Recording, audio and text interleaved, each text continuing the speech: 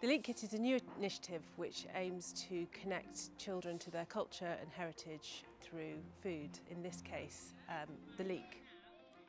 And the idea of the Leekit really that it really allows children to kind of celebrate and connect with the leek in a way in which they may not have thought about connecting with food in the past.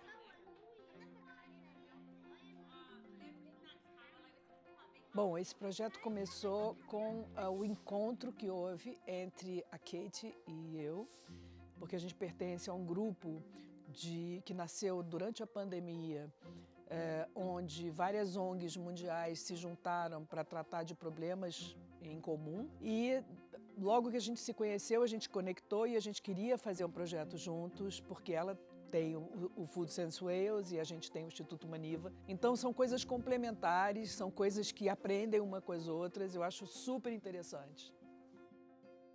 So what's fantastic about this project is we have this international partnership that includes the Conscious Food Systems Alliance, who are funding this pilot, but it also includes working with all of our partners on the ground as well.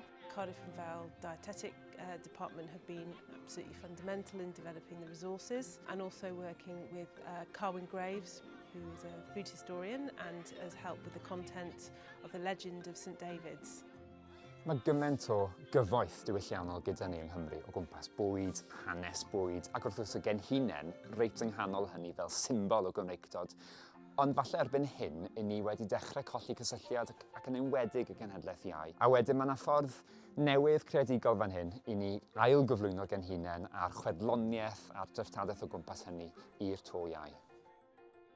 Então, o que eu espero no futuro desse projeto é que eu possa voltar para aprofundar um pouco mais, conhecer mais os programas, conhecer mais as escolas, conhecer os projetos de todo mundo que está participando disso. E, assim, o grande sonho é que isso possa realmente gerar um resultado positivo para as crianças aqui do País de Gales.